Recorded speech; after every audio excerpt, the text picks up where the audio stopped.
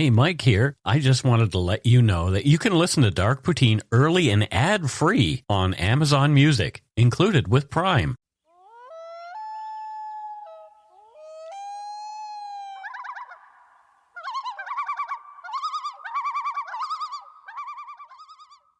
Welcome to Dark Poutine. I am Mike Brown. No, Matthew is not with me for this because when we did episode 219 originally, we thought it's only going to be one episode. But we got so many people sending in really great stories that we thought we would feature a bunch of them. So Matthew's not here for the intro, but you'll hear him more later on. The views, information, and opinions expressed during the Dark Poutine podcast are solely those of the producer and do not necessarily represent those of Curious Cast, its affiliate, Global News, nor their parent company, Chorus Entertainment. Dark Poutine is not for the faint of heart or squeamish. Our content is often intense and some listeners may find it disturbing. We are not experts on the topics we present, nor are we journalists. We are ordinary Canadian schmucks chatting about crime and the dark side of history. Let's get to it. Put on your toque, grab yourself a double-double and a Nanaimo bar. It's time to scarf down some Dark Poutine.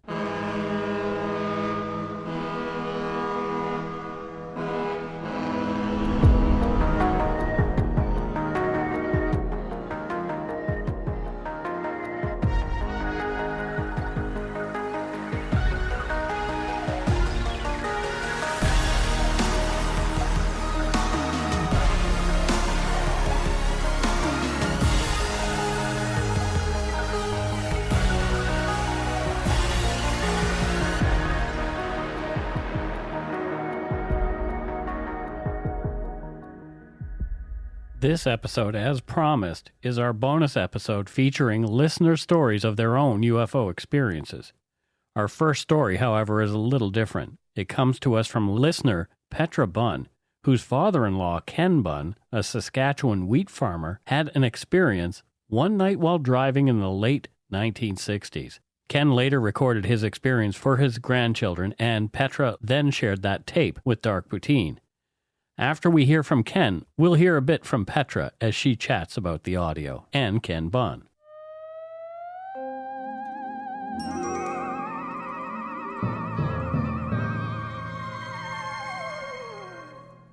Hello, Carla, and I imagine that Mitchell's there too, and Mummy and Daddy, while I relate to you an incident that I had in observing what was a UFO, which is an unidentified object. I'm sure you're well aware of that, and you've heard about that in school. Back about 30 years ago, in the late 60s, it was very evident, and there were lots of sightings of queer objects and queer just objects that people couldn't understand what they were. And word got around that, these were the Martians or somebody from outer space coming down and trying to land on our continent. As you know, it could be up from Mars or some of those other planets. And this was quite evident in that time. And I will explain to you or tell you of an incident that I had, of an encounter with, something that was strange, and it wasn't, so I called it an unidentified object, UFO. Your dad will recall to you that at one time, I was a wheat pool delegate, which means a farmer's representative, and in so doing, I'd go to meetings in the country, different towns. As you know, where I live is in Purdue, about 50 miles west of Saskatoon, and I would go to about 4 or 5 different towns surrounding. And this one night in late October, and it was in the fall, I was up at Sunningdale, That's about 30 miles north of Purdue. And when I left the meeting about 11:30, it was quite a dark night, but the stars were out, but there was no moon. And of course, I had about 30 miles to drive on a country road, and I came down through Struan, Arlee, and I was within about 12 miles of Purdue, going straight south on the Arlee-Purdue Road, and I could see the Purdue lights in the distance and the different farm lights, and I had the car radio on. I was all alone, and it was near midnight, and getting kind of sleepy. But all of a sudden I noticed as I was going south, to my left in the horizon was a white light, which seemed unfamiliar. It was out in the fields, but then as I went along, it was away up in the air. So being curious, I turned the radio off and stopped the car on the side of the road, and I got out of the car because I thought, well, this must be an airplane, which is very odd at midnight for an airplane, a small plane at that, to be traveling along. But it wasn't. If it was an airplane, it would have had a glaring light out ahead of it like a headlight. But what it was just a big round ball of light. And there was no noise. That's the peculiar thing of it. And that's what struck me. That's why I stopped the car's motor. So, and the night was still, not a sound. And here was this object. It was about 200 feet off the ground. And it was about, off to the east of me, about pretty nearly quarter of a mile. And it was up in the air, of course, as I said, about 200 or 300 feet. And it was coming from the south. And as I stopped and was out of the car looking at it, it got pretty nearly opposite me and going in a northerly direction. And it just looked like a cabin with a light all lit up in there. But there was no observations or I couldn't observe anyone in it. It was just a light. And I tried to look for any structural part of the lights. You know, you'd think if it was a helicopter or something like that, it'd be a landing gear. But it was such a dark night, and the light was so bright that it just obscured any vision I could get. And as I stood there, it kept going north and north, and then it took in a northwesterly direction, crossed the road further down about 2 miles north of me, and it gradually went out of sight. But it was heading towards another city, North Battleford. Well, I was curious, all right. I was going to say I didn't think much of it, but I was curious. Such an odd thing. Right in the middle of the night to see something like that. When I got home the next morning, I contacted the news media, the local paper in Saskatoon, and the radio station, CFQC. One of them, I forget now which was, sent out a reporter to me, and I recounted the incident.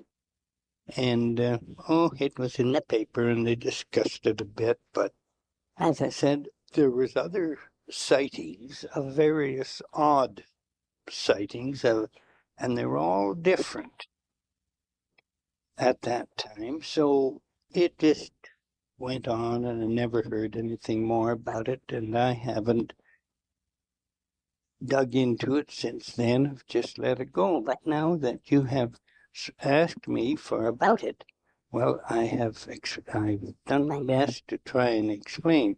I still think in my own mind that it was an unidentified object, UFO. How else can you account for something strange in the middle of the night like that? So I hope that this will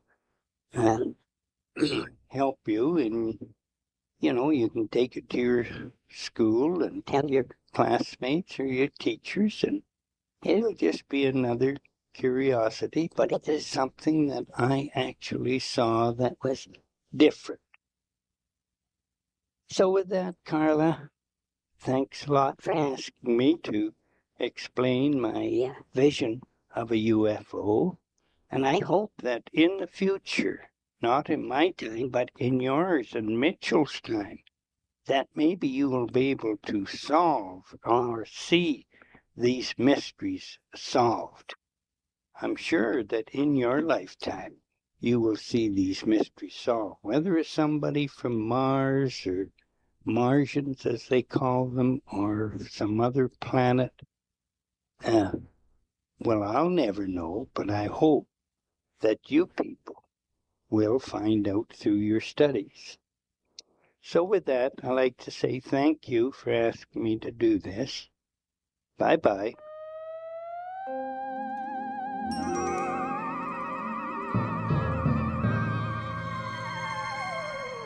Let's talk a little bit about Ken Bunn, because I'm super interested in this guy.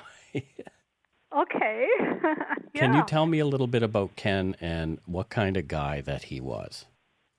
Yeah, okay. So Ken is my father-in-law, and he was a wheat farmer in Saskatchewan. So he and his wife had 4 children, and Alan, my husband, is the youngest of the 4.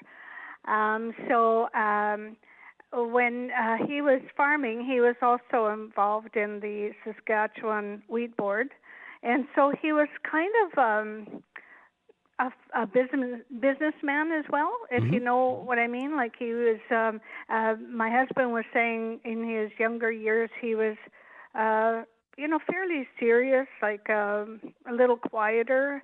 And as he got older and was getting closer to retirement, he was more outgoing and friendly and jovial and, telling stories and things like that. So when this incident happened to him, it was right in the time where, he was the businessman, sort of. And so my husband at that time, he was about 10 years old when, his dad was talking to a newspaper there in Saskatoon about this UFO sighting. And he remembered, that his mom was kind of... she was concerned that people would consider him a kook, talking about UFO sightings and stuff like that. So she always kind of wanted him to kind of downplay it. But he did tell everybody about it, and he wasn't worried that he would, he himself wasn't worried that he would be looked at as crazy or anything like that, and so he just went ahead and told people, the story of what happened, and so my husband remembers seeing an article in the newspaper there, and I did try to look for it, but I couldn't find it, and he looked through some records that he had, and he couldn't find it either, and he contacted his brother and 2 sisters, and they didn't know where it was either, so I wasn't able to get that for you, which is too bad. But that's okay. I did have the tape, so I knew where that was. Well, how did this tape come about? Like he mentions, I think he's mentioning children's names. Is it his grandchildren that he made the tape for? Yeah, my 2 children. Oh, yeah. That's so very what sweet. Happened? Oh yeah, I know. He was a great grandfather to them, very friendly and curious about what they're doing and how they were doing in school and things like that. And so I think this is how this came about, is that we were living in Calgary at the time, and he, of course, was living in Purdue, Saskatchewan. So they would come and visit, and quite often on their way out to the coast, which is where they tried to spend winters to get away from the snow out there, in Saskatchewan and whatnot. So they would stop in, and he would always say, well, how's school and what are you learning and things like that. And so my daughter said, oh, well, we're learning about outer space and UFOs. And so he just came out with it. He said, well, I saw a UFO once. Oh. And of course, everyone is just like, this is the first that I'd heard of it. Of course, my husband remembered from, when he was 10 and whatnot. And of course, his wife kind of rolled her eyes a little bit again. But, I said, oh my God, really? That is so exciting, because I'm a believer, you see. So I was interested in what he had to say. So I asked him, I said, well, when you get home, would you be able to record everything that you know of and saw? And then I will have my daughter take it to her class so that they can listen to it in class, which is what happened. He had gone home, and a week later or so, I got this cassette tape in the mail. And we listened to it, and I thought, well, that's pretty darn cool. And so I sent it along with her, and her class listened to it, and they thought that was pretty awesome too. And so I just put it away. I just kept it with where I have all my picture albums and stuff like that. So I knew exactly where it was. He said it happened around the late 60s, you think? That's right. Okay. In October, okay. I believe.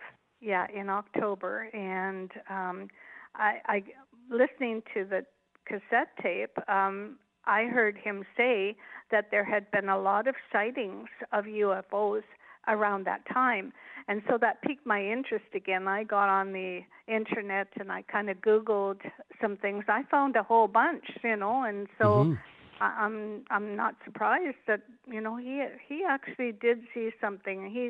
He's not the kind to try to draw attention to himself or make up stories or anything. He's just a really solid guy, and so I just thoroughly do believe that he saw something for sure. I think 99% of the people are actually honest that they feel that they saw something. I really do. There's probably the odd person who's just making something up, but they saw something, and whatever that is whatever it was, but they saw something. Thank you again, though, for sharing Ken's story. He would be very proud to know, though, that, somebody's, looking at it and doing something with it, and I think he'd be very proud of that.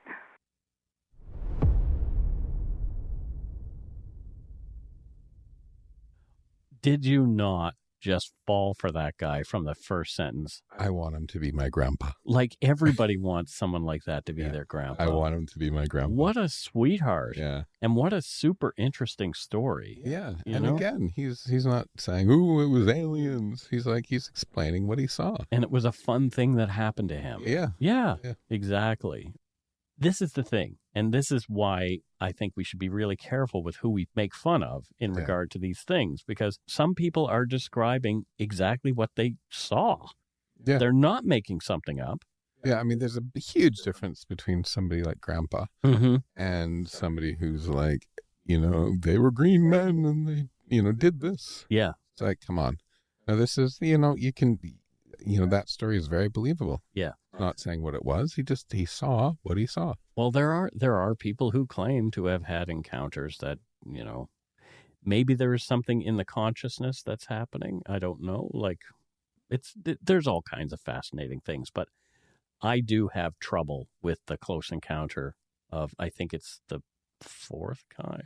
I do have troubles with the close encounters that involved, I met a person from outer space. Yeah. I have trouble with that. I struggle with those.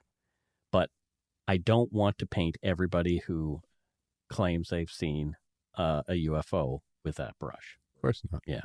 So next up, we will hear from listener Ryan D. as he tells us about his experience.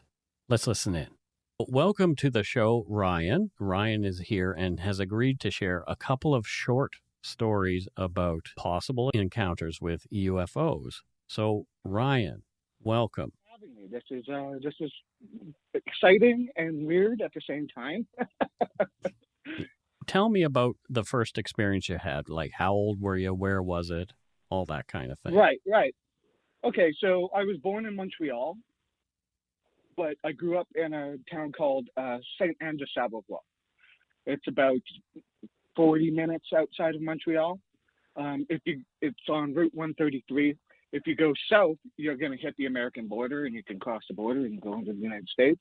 Mm-hmm. If you head north from Sablavois, you're going to hit Saint-Jean-sur-Richelieu. I'm not sure if you've ever heard of that place. Mm-hmm.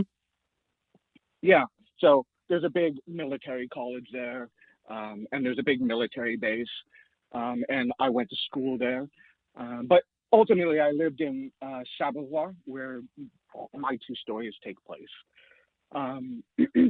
So like I said, highway, Route 133, and that's where our house was on. It was like a farmhouse. It was an old farm. We didn't do any farming. Everything around there was basically cornfields and dairy farms. My first story takes place somewhere between, I'm like 8 and 9 years old. And so that would be 1981 or 1982. I was born in 1974. I'm 47 now. So I recall is that it was at night, I was sleeping, and I woke up, and the air felt like sort of static, like electricity. That's how it sort of felt to me, like so it was just a buzz in the air. And it kind of, I was a kid, like I said, 8 or 9, and I was sort of like, not disturbed by it, but I was just sort of, waking up hazy, and it's like this feeling. And I decided I was going to go down. It was a 2-story house. I was going to go downstairs and sleep on the couch. Like I was just going to go down there. It's going to make me feel comfortable or whatever. And like I said, I had this sensation of this static electricity in the air.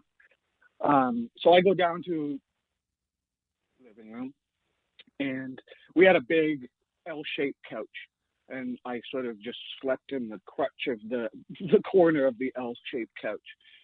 And if you lie down there, I could look out the living room and see the front door of our house. All along the side of the house was like big farm windows. And because we were right beside the highway, you could hear transport trucks and mm-hmm. cars and everything whizzing by all night long, Mm-hmm. So I fall asleep. I get there, I grab my blanket, and I fall asleep. And then at some point I wake up because we had a family dog named Tuffy. It was like a border collie cross with something else, like I think a German Shepherd or something like that. She was a mix, but good dog. She woke me up because she laid her head on my arm as I was sleeping. Mm-hmm. And so I kind of woke up, and I was just like, oh, the dog's like looking for attention or something like that. And I kind of put my hand on her head and just started, petting her a little bit as I drifted back off to sleep. Wasn't going anywhere. She was just sitting there with me.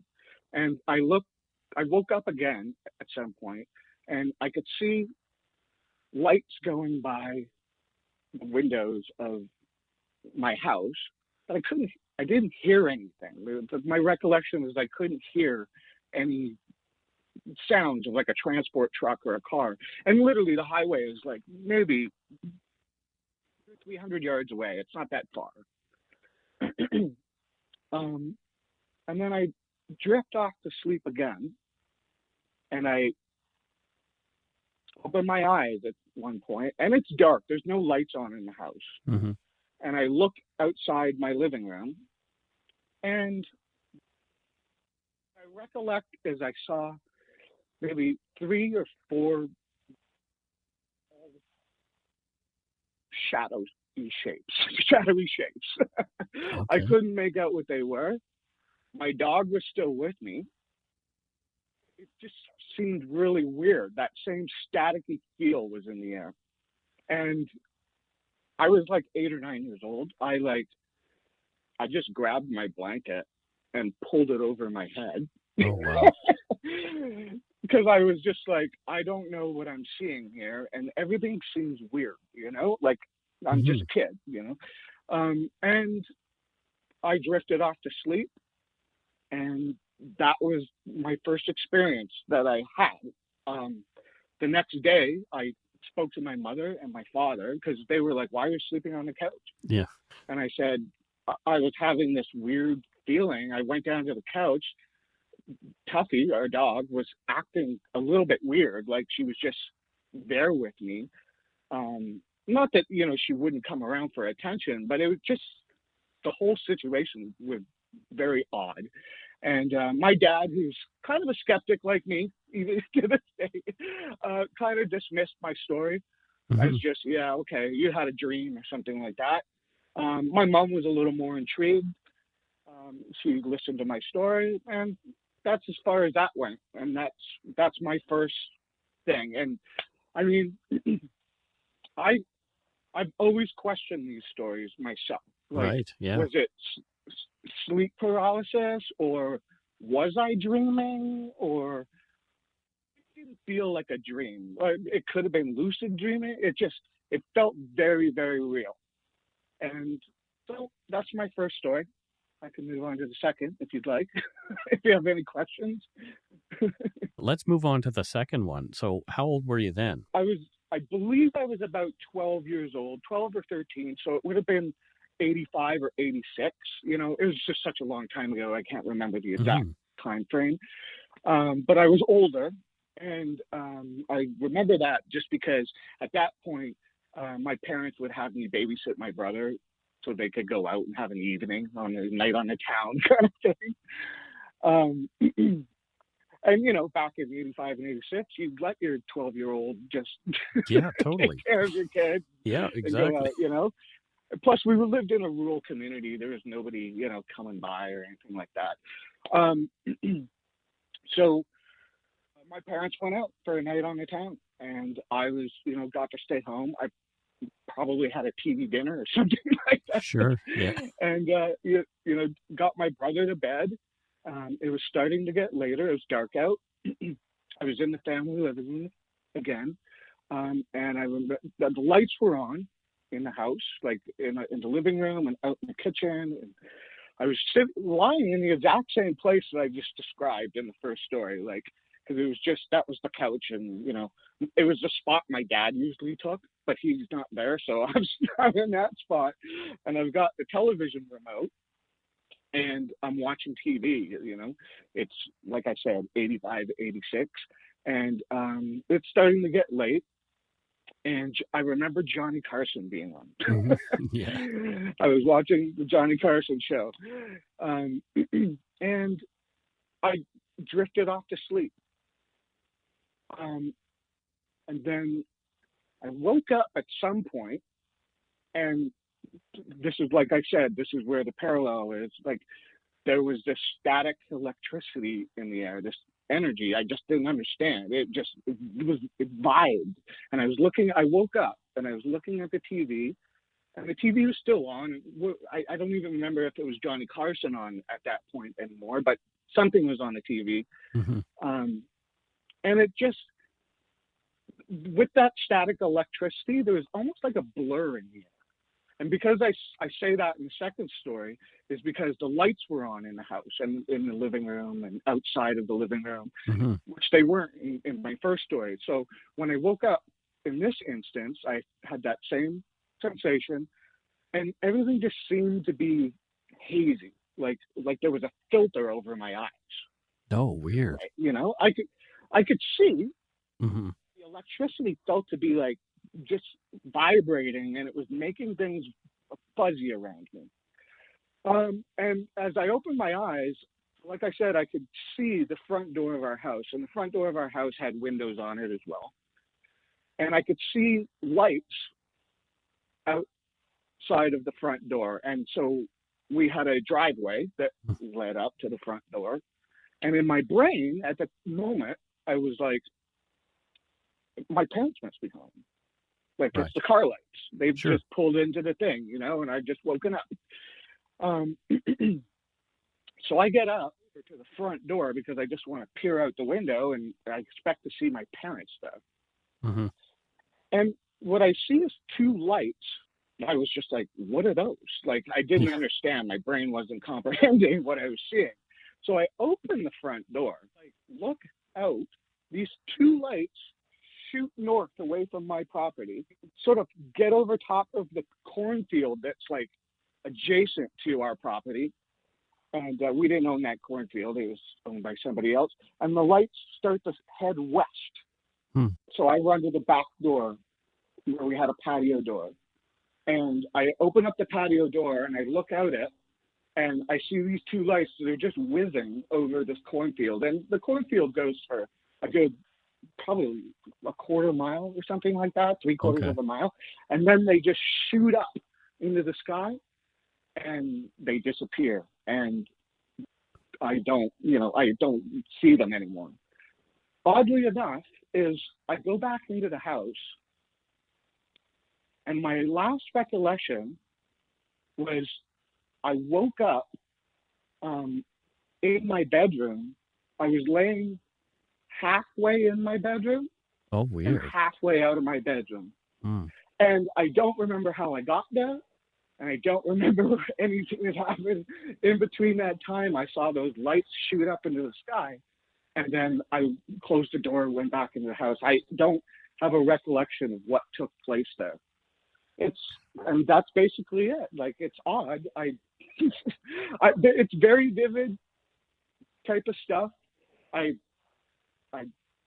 say I'm a skeptic. I doubt my own memories at times. Sure. But I've told my wife these stories.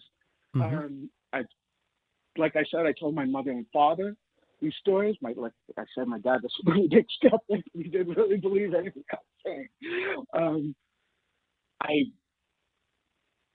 I don't have it. They're so vivid. They felt so real that it's just hard to dismiss them as dreams or paralysis or something like that. Like it could be like I wasn't, on drugs or alcohol or anything like that. I was just a kid. So, I mean, that's it. That's my stories. I don't know if they intrigue you or. I've never felt that energy thing ever again, like in my life. I've never had that sensation of that electric static in the air. And an interesting point is, I don't know if you know, but back in the 90s, I think it might have been Unsolved Mysteries or one of those parallel sort of type shows. Yeah. But if you look up Saint Jean sur Richelieu, there have been like UFO sightings going back like to the 60s and 70s. Wow. It's just kind of really interesting because it seems like there's a lot of activity around there. And like when like I said, there's a military base and there's stuff like that. It just makes, I don't know, it's very X-Files-y, but it just makes me go like, what's going on in that region for these types of things to be happening? Is it us doing experiments? Is it the government doing experiments, or is something poking around? Yeah, exactly. Like, who knows, right? Thanks for talking to me. Cool. I really appreciate it. There's so many Canadian folks who have really, really good stories. And totally. And like I say, our American friends tend to drown us out. So it's good to hear Canadian ones. Wow, another interesting account. Let's take a break right here, and when we come back, we'll hear from Sarah and Stephanie about their experiences. Hey, it's Kaylee Cuoco for Priceline. Ready to go to your happy place for a happy price? Well, why didn't you say so? Just download the Priceline app right now and save up to 60% on hotels. So whether it's Cousin Kevin's Kazoo Concert in Kansas City, go Kevin, or Becky's Bachelorette Bash in Bermuda, you never have to miss a trip ever again. So download the Priceline app today. Your savings are waiting.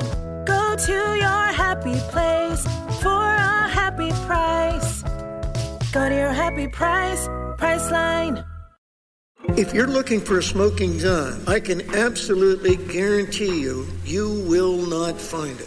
In October 2001, a series of letters filled with a deadly powder called anthrax were dropped into the U.S. mail system. What started as an unprecedented case turned into an unsettling mystery. Who sent these deadly letters, and why?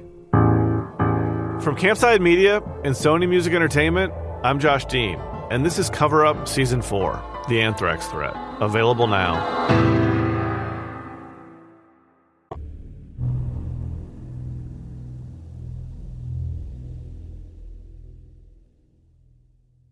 So first up, we're going to hear from our listener, Stephanie D. Do you want to introduce yourself and tell me where you're from? Sure. My name is Stephanie Dubé, and I live in Amherstburg, Ontario. Oh, cool. And where did what happened to you happen? It took place in Windsor, Ontario, which is just across the river from Detroit, Michigan. Awesome. Can you tell us a bit about it? You said it's a short story, so let's hear it. Okay. So at the time, I was a security supervisor, and I worked the midnight shift. And I arrived at a haunted church. That's another story. Mm-hmm. But I was getting the keys out. It was approximately 1 o'clock, 1:15 in the morning, because that was the time that I did my regular patrol at this particular site. And I was in the trunk getting the keys out, and I just had this weird feeling to look behind me and look up. And then all of a sudden, there was this huge diamond-shaped thing right above the church and just above the trees, and it took up the whole sky. There was no clouds in the sky, and I was sort of off to the edge of Windsor, so it was a dark area. But it's really hard to explain what it was. I mean, I wasn't scared, I wasn't, shaking or anything, but I was just in awe. And the color of it was a different shade than the night sky. It was kind of shiny, but not really, and it looked like a black stone kind of. And part of me wants to say there was lights, but other parts say that there wasn't, because I still at this point was like, I don't know what the heck I'm looking at. It made no noise at all. There's an airport in Windsor, and with the Detroit airport across the border, you see planes all the time, and you're used to that kind of stuff. But there was literally no sound or anything at all. And like I said, it took up the whole sky, and it just appeared out of nowhere. And then I watched it for a couple of seconds, and then it just disappeared again. And I just went on with my business. I wasn't scared or anything, and there was no feeling of fear or whatever. And I never talked to anybody about it afterwards, because I was just like, did I really see that? I've had similar kind of things happen to me when I used to work security. I did the same things. And then I had a guy that night, another guard, about 2 hours later. He called me up and he says, can you stop by my site? And I'm like, okay. And it was about 20 minutes, from where I was to where he was. Mm-hmm. And he said to me, you're going to think I'm crazy. And I said, what? Why is that? He says, I think I saw a UFO tonight. And I'm like, oh, really? Yeah, I'm pretty sure I did too. And we just left it at that. We didn't talk about it. You guys didn't even break it down what each other had seen? Nope. It's like, oh, no, that was pretty bonkers, and I don't want to talk about it anymore. Absolutely. And it's like, I can still see it right now. Mm-hmm. I really can. And that was back in 2016. And like I said, I never really talked to anybody about it. And it's not that I think people think I'm crazy or whatever. It's right. Just, yeah. It's, but like I said, there was no feeling of being scared or anything, but it was pretty awesome. So I'm just going to leave it at that. So when it disappeared, did it kind of just... It just glided just away, and there was enough space where, because Windsor is flat, like there's, mm-hmm. There's no hills or anything like that, and there were no trees or big buildings around. It literally just glided off, and then by the time it had cleared the area where I was, it was just gone. I couldn't see it. And like I said, when it came in, it did sort of the same thing. So and I mean, you can see for miles here. So if it would have been a plane or something, I would have thought it coming and carry right on, right? But Sure. Well, thank you so much for telling us your stories here, and you'll hear it next week when I release on Monday. Okay, well, I hope you're able to use it and keep up the good work. We really enjoy listening to your podcast. What's your daughter's name? Caitlin Mueller. Caitlin. Okay, well, tell Caitlin I said hello, and thank you so much for I will. For her prompting you to tell your story. Yeah, not a problem. Okay. Lastly, we're going to hear from Sarah. So can you tell me just a wee bit about yourself? I know you want to remain anonymous, so we'll just refer to you by Sarah, but you are in Ontario, is that correct? I am, yeah. I live in the Hamilton area in a little valley town, and anyone familiar with like, it'll be easy to tell where I'm from, which is fine. Living in a little valley town in the suburbs of Hamilton, yeah. So how did you get interested in this topic? I mean, everybody as a kid sort of has an interest, but... Yeah, you know what? I didn't have, like, I wasn't head on into it until I had a sighting. And, like, I loved watching, like, the X-Files when I was a teenager. Mm-hmm. But I just kind of took it for what it was at that point, entertainment and stuff. And what kind of spiked my interest was when in December of 2006, I had a very strange sighting and experience. And that kind of, I fell down the rabbit hole trying to get answers. Of course, yeah, I would have too. Yeah. So set us up. Where were you? What did you see? And what went on? Okay, sure. So the house that I was living in at the time had a really nice view. We had a walkout, and you could see, like, the valley that I live in is nestled in between two, like, sets of escarpments. And my view, I was right by one side, and then off in the distance, you could see, like, the steel plant, and you could see the Skyway Bridge, and it was just unobstructed. So I had a vast view. And I had put my then 2-year-old daughter to sleep. My husband at the time was playing a hockey league at night, and I was facing our windows that backed out onto this really nice view. And our TV was to the left, and our curtains were open. It was, I don't remember the time, but it was dark out. And I had this, like, feeling that I just needed to look out the window. I can't describe it any other way than I just needed to look out the window. And when I did, I observed a really bright circular light with 3 rotating lights on the side of it. And I was, like, pretty transfixed is the word that I would use. And transfixed. And then what was strange was I could hear something. Like, it was like there was something in my mind when I was seeing this as well. Mm-hmm. And it was like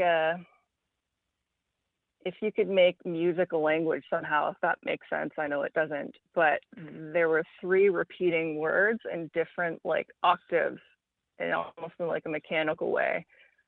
And the 3 words were,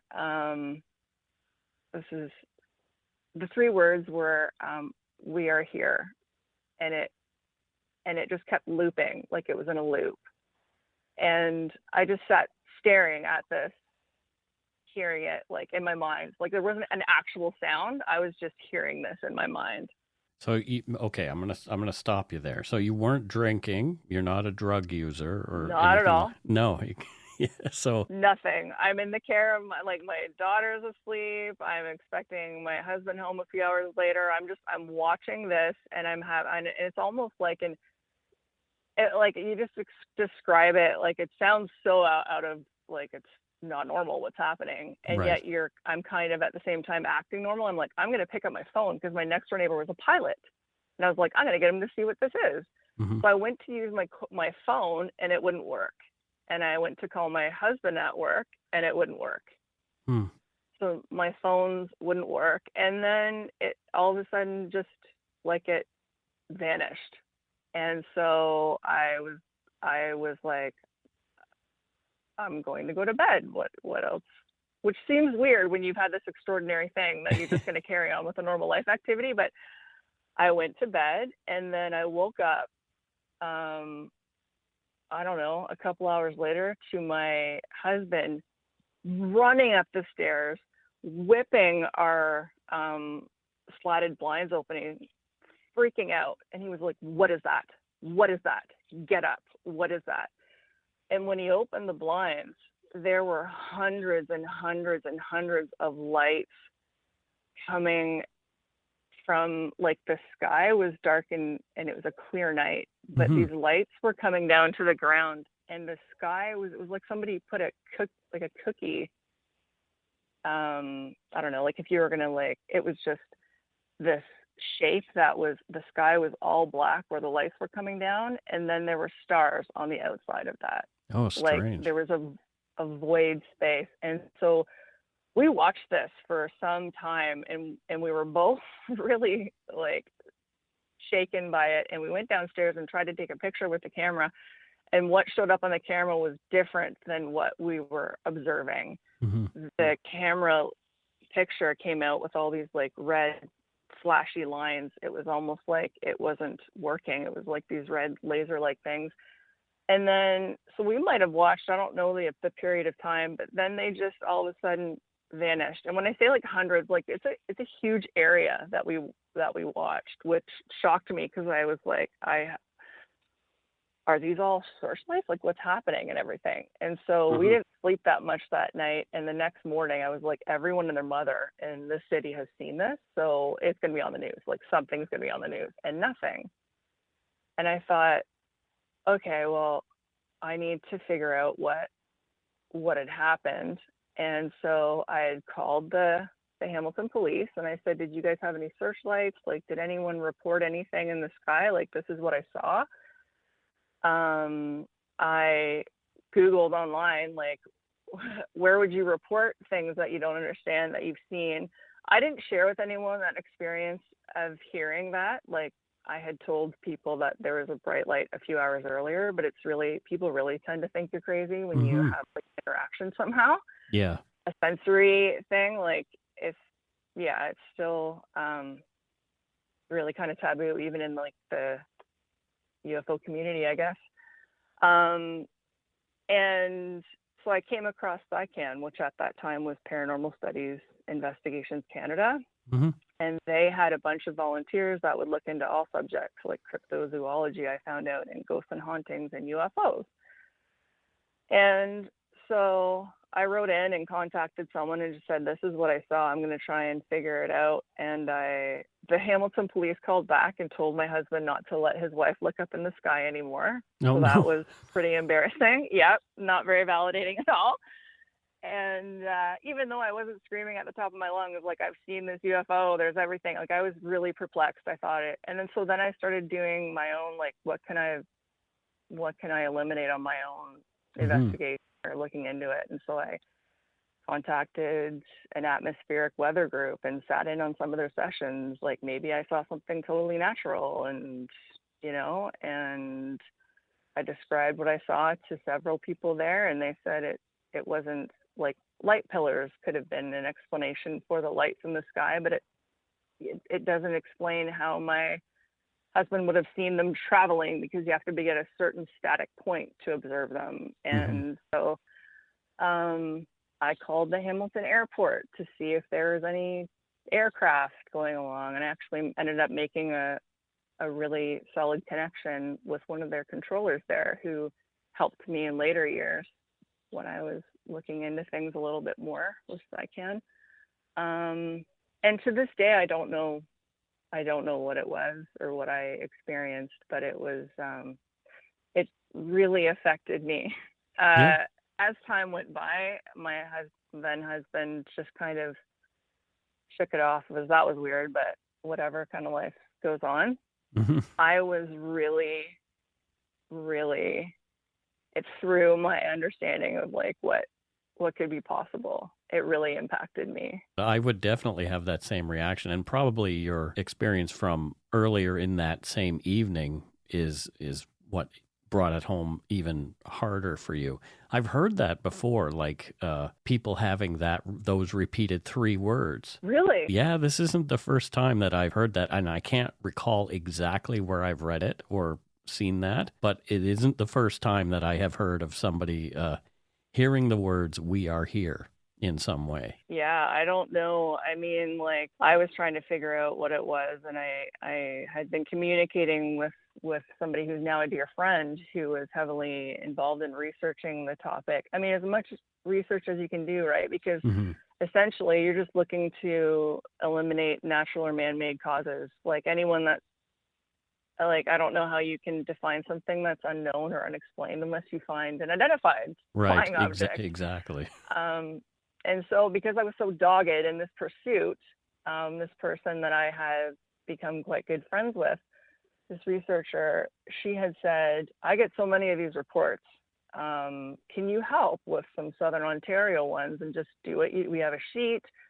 You look for location, intersection, what they saw, and you document that way, and then you just do the best you can to figure out what these objects are." And sometimes I was able to do that. Like, I was able to say, okay, this is where a model plane club was flying one day, and this is why they had one day. And so I was able to do that on a few things. And then there are other ones where I just, didn't have that opportunity to do that. But I did that for some years, and it was really, really interesting because there's so many reports. There's so many. I just focused on Southern Ontario because that's where I would get the reports from. But in the email that you sent me, you mentioned that you had another episode or another incident 2 months after. Yeah, talk about that. So in February of 2007, again, it was another night that my husband had a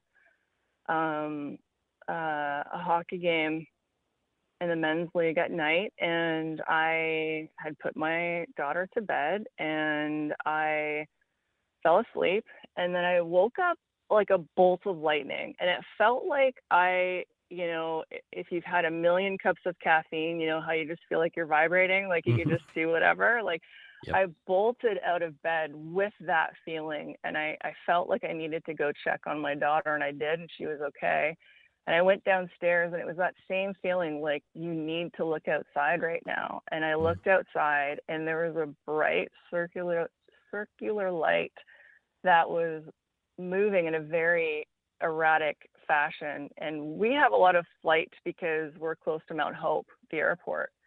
So I'm aware of what, like, airplane lights look like. And this was very big. It was not an air, and there weren't any flashing lights this time. It was just moving in these really erratic, fast-paced fashion. And then I watched it just shoot up, and then it disappeared. And I thought, you know what, I'm going to email myself and this friend researcher I know through SciCan, so I can prove to myself I'm not sleeping. Like, I'm awake. This wasn't a dream. This is what I've observed. And I sent that off, and the next morning she contacted me and said, not only did you see something, but we've had reports from Southern Ontario, and she's connected with people in the States, and they had reports in, I don't know, but they were all along, like, the eastern part of the seaboard, and she had found out that, like, the Phoenix lights happened years and years earlier. But they had another blip that same night. So I found that a little bit, I wasn't the only one. Like, I'm starting to question my sanity at this point, right? Sure. Like, what is even happening? And that's what happening. But I did not sleep at all that night. I was like I had those 100 cups of coffee, like, just even, it was like you just had so much energy, like this vibrate. I wasn't tired. It was really strange. So, those would be the two in quite a close period of time. By this point in the episode, I haven't told my own story, so maybe I'll just tell it to you, what I saw. Yeah. Some friends and I, we decided we would go steal strawberries from a local strawberry patch when I was a little kid. I guess not a little kid. We were probably 14 or 15 years old. And we decided, yeah, let's go to this strawberry patch and take some strawberries in the middle of the night. You know, we'd take a couple of handfuls. It wasn't like we were thieving the whole patch or anything like that. But Oh, yeah. while we were out there, it was a clear, beautiful summer night, probably July because the strawberries were out. And I looked up in the sky and I saw these two lights coming toward each other. And they didn't quite meet, but they spun around each other in a circular way and then went in totally different directions than either of them had come from. Oh, wow. My other friend there saw it, and the other guy did not. You know, there's three of us there, but two of us saw it. And it's like, what the heck was that? And, Wow. you know, we had a bit of a conversation among ourselves, but we're kids, right? We were like, I don't know. Was it? I don't know what it was to this day. I didn't ever report it or anything like that. And I haven't looked into any kind of possibilities of from that time, but I know that I saw something moving in the sky, bright lights moving in the sky in a way that it wasn't a satellite traveling across the sky. I know what that looks like. Mm-hmm. It wasn't anything like that. It was these two lights coming at speed toward each other, spinning around each other like in almost a perfect circle, and then taking off in completely different directions. It was very, very weird. Wow. And to this day, I can recall that just like it was yesterday. But you know, my experience wasn't obviously as frightening maybe as yours was. Did you feel really frightened? You said you just went to bed, which is interesting. You know, it is. I felt, I was like, how could I have experienced this and just went to bed? Apparently that's not uncommon the Right. more people that I have spoken to. And like when I say speak to, I don't speak to anyone. I'm actually not even in my house right now. I don't speak to people about this because it's just so, there's that stigma, right? And Yeah. but in the circle, or when I would get those reports to look into, or even trying to do my own little make sense of things, it's oddly not uncommon to just kind of carry on. It's almost like you're just snap back to something and you just I need to make sense. I just need to carry on with life. I don't think I was frightened of the actual sighting. I was just like, my core beliefs of science and what it could was shaken, because to see that and experience that, you kind of question your sanity a little bit, and then B, if you come to the conclusion that you're crazy, then you have to deal with that, right? But if you come to the conclusion that no, I'm not, I'm actually not, and this is something that I've experienced, what does that mean? Rather than telling people you're crazy, let's look into what that experience means to them. We don't have to even determine what it was, but what kind of meaning does that have to you? It's like the whole DMT experience with people seeing certain things, and everybody who takes that particular drug sort of sees the same thing, you know? Exactly. Yeah. So what is it about consciousness? Is it something quantum, or what is going on? So it's really fascinating, like you say, a fascinating rabbit hole. It is, and you hit it on the head. Like that, from my experience, that led me into really looking into, I had been interested in consciousness, but that really, I did a lot of research and looking and work on what that looks like and how our individual consciousness may impact, like from a sociological perspective, what does something mean to someone? What does something mean to a community? What does something mean to, and there's some really fascinating research done on parapsychology and UFOs from a sociological perspective, and it's really fascinating. And that's where I have that's where I've been recently. I don't necessarily think about my experience often, other than something that happened, and I don't speak about it much at all to anyone, actually, because it is so it's still kind of seen as out there. Well, because people are going to say, did Sarah have a psychotic break at some point? Sure. Those are real reactions to this kind of thing. So, and it's why I mentioned things the way I did in the first episode about stigma around reporting and that kind of stuff, because people are afraid that people are going to think they're nuts. And there's not a lot of opportunities to, like, I only know when we were receiving reports, when I was looking into quite a few, in the later years I was doing it, we would get reports coming from all walks of life, and there would be sightings where you would see it, and then you would get increasingly more where there's an experience to it, whether it was some people observed a light in the sky, and then they'd think of a shape, or a shape would come into their mind, and that object would do that.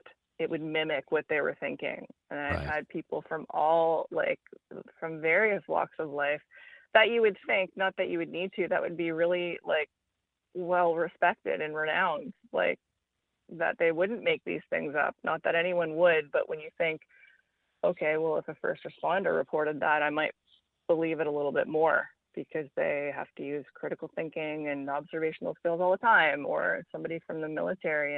And there's a lot of people out there from those walks of life and others that have had the same experience, and they just need people to listen. And there's not a lot of space for that. There's not, I would say there's not a lot of things. So I really appreciate you giving voice to this, and it just makes it it takes away some of the stigma and feeling alone or weird, or you're doing a really wonderful thing, especially for people who have experienced anything like this. So I think that's awesome.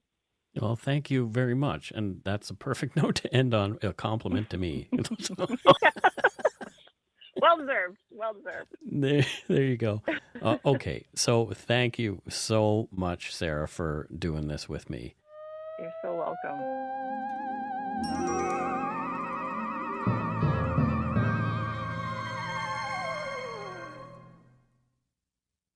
So there are some stories from our listeners. Holy crap. It's interesting that, there's a lot of people out there who are just regular folks who think they've seen something and had experiences. Like I've said earlier in the episode, it's not up to me to say whether or not these people are telling the truth. It's not up to me to determine, anything about the veracity of these sightings. It's just interesting to hear what people's experiences are. Yeah. People saw things. Exactly. I could really do, like I mentioned in the first episode, an entire show just based on UFOs in Canada, because there is so much information out there. So to close this show, Matthew and I got to do something super, super fun, which was go to the back gate of Area 51. First, we visited Rachel, Nevada, which is the town that is, I wouldn't call it a town, it's a village.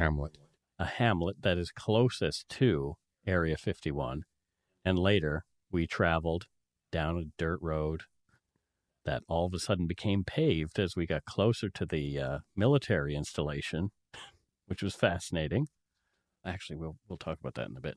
But so we went to CrimeCon, and Matthew and I decided in the first day, because we're working on this UFOs thing, we're so close to Area 51, let's rent a car and go for a drive. Yeah.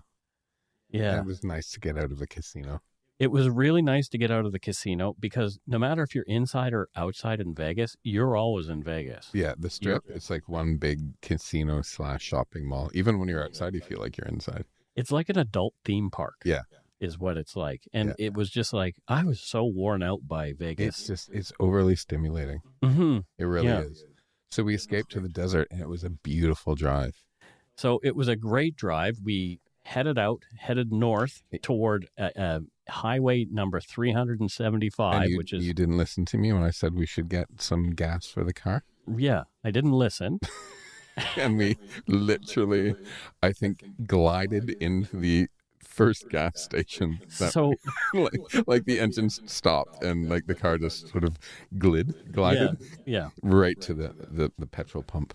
Yeah. So, and that's the thing. Like we Googled while we were on the way how far away it was, and we were like talking about like, oh my God, are we close? Are we close? And I was so obsessed with it, I didn't see pretty much anything on the highway other than, okay, there's so many kilometers left and so many kilometers. I was looking left for in the tank. boreholes for water. Exactly. And we even shut off the air conditioning in the middle of the desert so we didn't use as much gas. Yeah, it was crazy. So when we pulled in, I worked it out. The car had 8 kilometers left to go before it would have been dead out of gas. Yeah, we didn't really go out, but it felt like we were going in there. We were really... It was craziness. Yeah, it was really not good. So when you see a sign that says, there's no gas for 70 miles, that's true. That is true. And if you only have a quarter of a tank of gas, you should probably get some. Yeah, well, it would have been good if the car rental company had actually filled the tank for us. Well, they didn't. Yeah. Isn't that what they're supposed to do? I don't know. Yeah. I didn't fill it. And they were an hour late with the car. They were. Yeah, but I didn't fill it up for them either. So we gave it back to them in exactly the same state. Yeah. Although it was a really dirty car. All the dust. All the dust. But so we head to Rachel. We got our gas. Probably we're about 20 minutes away from our destination. Yeah. So we get our gas. And our first stop along the Extraterrestrial Highway is the Black Mailbox. You've got mail. Yeah. And so the Black Mailbox is a place, I don't know what the mailbox is for, but it's a place where people leave mail for the aliens, which is really, really fascinating. And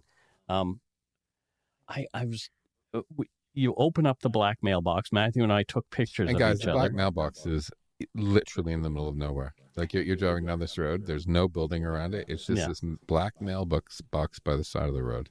By the side of the road. And another road which leads into Area 51. Total dirt road. Yeah. So we didn't follow that one because that one is not only a drive of miles, then there's a walk after that to get to outside Area 51 where you can look down on top of it. Mm-hmm. And I thought, that's probably not the best thing for us to do because we don't have any water or anything like that. So I didn't want to do that. When you open up the Black Mailbox, people have left all these kind of cool things in there. Like there's stickers everywhere. Everybody puts their stickers. I didn't have any Dark Poutine stickers with us, so it was like a little bit of a drag. Oh, but I did. You should have asked me. No, but there was a tinfoil hat inside the Black Mailbox, and there's bottles of booze and some star-kissed tuna for Charlie the Star-kissed. Yeah, for Charlie the tuna. And, cigarettes, pencils, bottle caps, and all that kind of stuff. But people leave notes for the aliens, which is really interesting. And this one is from... So I took a picture of someone's note. It says, "Dear Mr. and Mrs. Alien, I'm Cheryl, and I'm with my friend Suzanne, sometimes known as Thelma and Louise, or Sweet and Salty. Loved our visit. Sorry we missed you. Lots of love." So that's cool, like people aren't taking it overly serious. They're just like, okay, it's Area 51. We know that weird stuff has happened there, and it's sort of a black bag area for the United States Air Force, which is true. That is actually a true thing, that they do more secretive experiments out there in the desert with flying things. So that is true. They admitted to that in 2013, that they do black bag things out there. But since then, people have been traveling, or for years, people have been traveling to Area 51. And so why shouldn't we do it? So our next stop were the signs. There was the signs for Rachel, Nevada. Took our pictures there. The signs for the Extraterrestrial Highway. Again, everything is just covered in stickers. Yeah. And I don't know why you didn't think of using one of our stickers. I don't know. It's like I was just all disappointed. I was like, oh, it's graffiti. It's not, though, because everybody's doing it. That's true. We're not breaking the law. And so we get to Rachel, and the first place that we went is the little Alien Inn. And it's like a little bar, cafe, diner. And it's exactly what I thought it would be. Okay, now describe it for people. So after leaving Vegas, you want something real.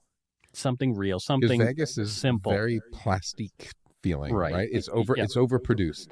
So this is like a little cafe, like it's literally a crappy little diner with mediocre food. Coffee was lukewarm, sort of, nice enough, but surly, bartender. Yeah, they took like forever to bring us our pie. The pie took like half an hour. Yeah, and like it's not overproduced. It has like a truck holding a fake. A fake UFO on the front, and it's just not overdone, and it's kind of cheesy but real. That's why I liked it. Yeah, I loved it, and I got some really cool little trinkets there. I got some pins. So I was sitting down, I was starving, ordering food.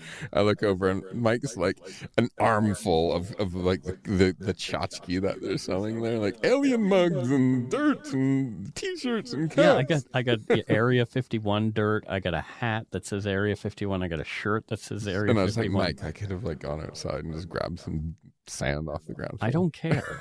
I want stuff that is branded Area 51. It was fantastic. And so I did that. We did that. But afterward, we weren't sure if that was going to be the end of our trip or not. And I got a feeling, I got the sense from you were done. No. Like I said, oh, well, I'd like to go to the back gate. And I just got the sense from you, like, I kind of don't want to go. Well, I didn't know how far it was. So I was like, yeah, that's we what I was. Already ran out of gas, No, we had a full tank of gas by this time. So what I did was I just decided I'm going to go to the next sort of little store here, and it's just a tiny little storefront full of things, again, tchotchke alien-related things, called the Alien Cowpoke. And the lady in there was really nice. And I said, I'm going to ask you a question you probably get asked all the time. How do you get to the back gate of Area 51? Because honestly, on the maps, doesn't show it. No, it's like shitty drawings from like Microsoft Paint. Yeah. And so I'm actually going to probably create a map to Area 51 and put it on our website and get in big trouble for it. List. Yeah, I don't care if I'm on a list. I honestly don't. But, so she said, well, you go out this road and you turn right on 375, the Extraterrestrial Highway. You drive a mile from here and you see a stop sign. Okay, on the right. Take that right and drive for 10 miles down this dirt road. And you'll get to the back gate of Area 51. And I was just like, so it's that simple? Yeah. It's that easy to find? And she's like, yeah, just do that. And I was thinking, okay, so I'm trusting a local with directions. My cousin and I, we gave somebody crappy directions one time. Person from... You can't get there from here. No. What happened was this person was in Bridgewater in July. You're evil. I didn't do it. My cousin did it. So this person came to Bridgewater in July. They're from North Carolina. They had skis on the top of their car. They've come to Canada to go skiing in July, and they're in Nova Scotia. Hilarious. And so my cousin, they pull over and they say, hey, where's the ski hill from here? And my cousin gave them directions, says, okay, get on this highway heading north and just drive as far north as you can possibly go. So he directed them to the 103. Keep going. And just keep going north. Eventually they'd run into snow. No, what they would run into is Cape Breton. Oh. Oh, well. If you did that in Ontario, just north, you would eventually run into permafrost at least. Yeah. At some point. Like 3 days later. So we drove down this dirt road, and it wasn't too badly maintained. It was a pretty good dirt road. But at one point, closer to the installation, probably after about 8 miles, It's paved again. Yeah. But the paved road was shittier than the dirt road. Potholes. And yeah. Ladies and gentlemen, Mike doesn't care about potholes. No, I just smash into full them. blast through them. I'm like bashing my head on the roof of the car. I did not rent from Enterprise Rent-A-Car. Anyway, so we just, plowed through. I did actually avoid some of them after hitting the first one. Yeah. But so we drive up to the back gate, and here it is, this military installation, just like you would think, with razor wire and chain link fence and all these signs all over the place and video cameras on these tall things and a gate, a double gate. Yeah. So you have to go through one gate, talk to somebody, and then go through another gate before you're actually in the installation. So if you're thinking about storming Area 51, that's probably not going to go so well for you. But I decided that I am just going to walk right up to the fence. And so Matthew kind of hung back a little bit. Which is weird, considering I like to pull up to the back gate. Anyway, and so I took a picture of myself in wearing the Area 51 warning, restricted area, deadly force authorized hat. Super tourist.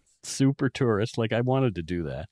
And it says, warning, military installation, off limits to unauthorized personnel, and it gives like a whole bunch of stuff, and the punishment up to 1 year imprisonment and $5,000 fine. And then somebody put like a little UFO sticker on that sign. And then there's a sign right by the gate that says, warning, U.S. Air Force installation. It is unlawful to enter this area without permission of the installation commander. While on the installation, all personnel on the property under their control are subject to search.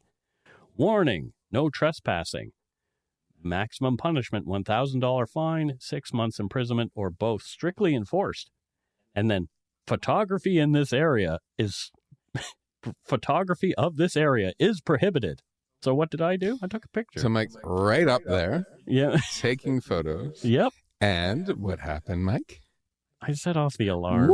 No, seriously, guys, no shit. So I thought Mike was going to shit himself.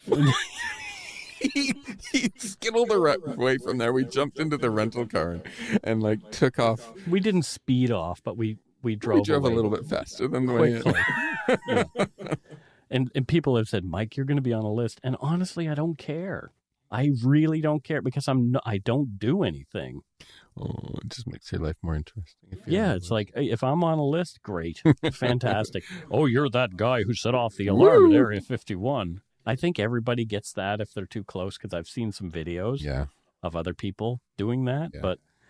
But yeah, so I set off the alarm at Area 51. Bucket list item checked off. Ding. You know, my friend Lanning, he lives on the island now. He used to live here in Vancouver. Yep. He spent 18 days there doing his U.S. military desert training. Oh, wow. And he said he kept his eyes open for spacecrafts, but he didn't see anything. Didn't see anything at all. But oh, well.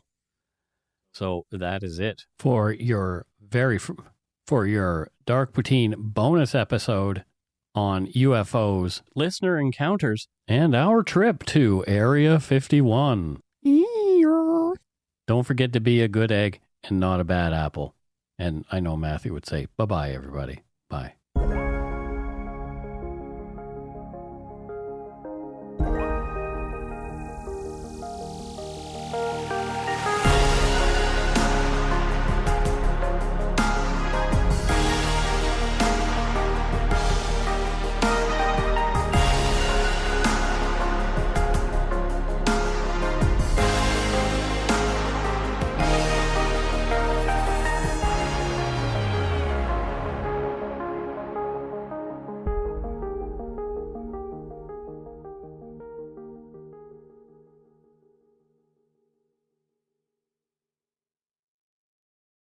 Hi, it's Shauna, and I might be a bad parent because my kids think French fries are vegetables. Hey, it's Ryan, and I might be a bad parent because I went out for wings when my wife was in the hospital after giving birth. Johnny here. I might be a bad parent because in my house, the tooth fairy gives pocket change. But we're not alone. Len emailed us and said his 6-year-old daughter's Tarzan moment going from love seat to lazy boy by curtains made him more proud than any dance recital. And Andy left his 2-year-old at the rink. All right, guys, I'm sure we're not alone. Like Andy's kid. For stories and confessions like this, make sure you check out our podcast. It's called Bad Parents, and it's available wherever you get your podcasts. I left a glove at the rink.